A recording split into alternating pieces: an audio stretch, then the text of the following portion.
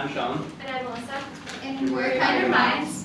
So when I was in high school, I was severely bullied by a group of 6 girls.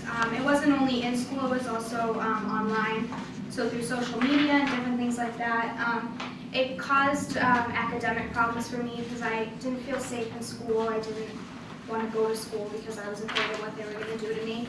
It also created some mental effects on me, also with some PTSD and depression, and that's why this project is so important. So the problem is the growth of bullying. With the growth of technology and social media, bullying has increased immensely. About 77% of students have reported being bullied, and on top of that, 43% in the last year have reported being cyberbullied. So that really creates a lot of different effects on a student. It actually even leads to substance abuse and suicide, and like I said earlier, different mental issues and problems in school. So this is a really big problem affecting a lot of people. There's 3.2 million students that are bullied each year, and because this is such a big problem, there's 48 states that mandate schools to deal with this. So the majority of schools are focusing on the consequences after and not the prevention before. So the issue is 58% of kids that have been bullied say that they would never even report. So what we really want to focus on is prevention and not the aftermath and consequence. So our solution is actually a web-based curriculum that is going to be geared toward ages K through 12.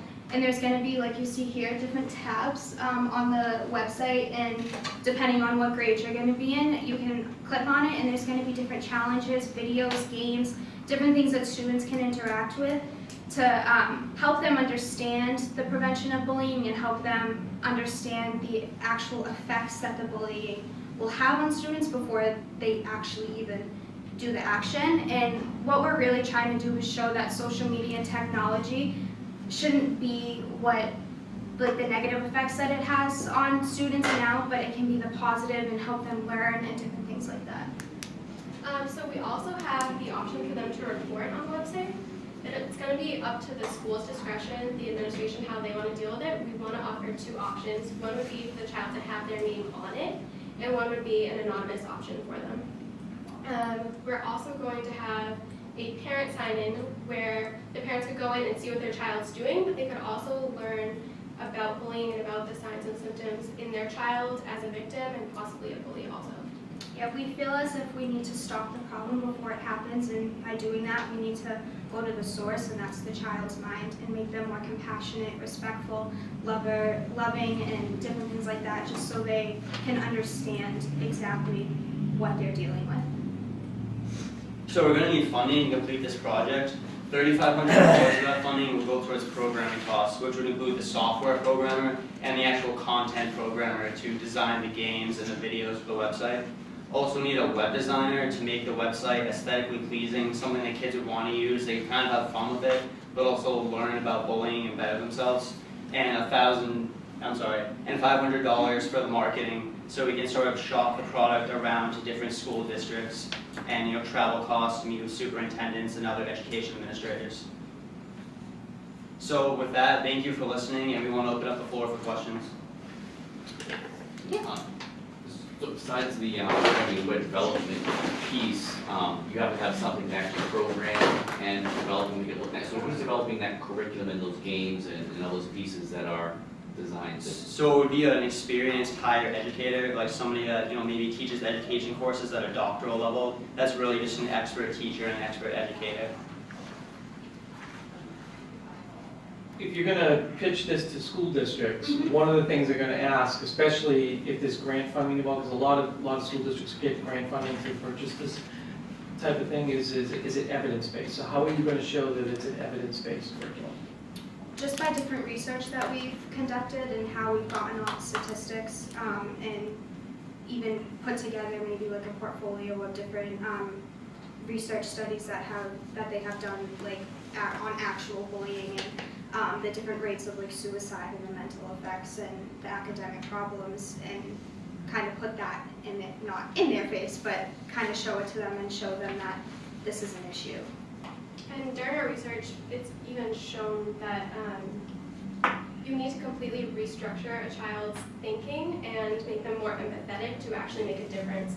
And I think schools just need a way to figure out how to do that, so that's what we're looking to do. So I understand the problem, I understand the target market. I don't understand your solution. How do you stop bullying? I don't understand how you propose to do that.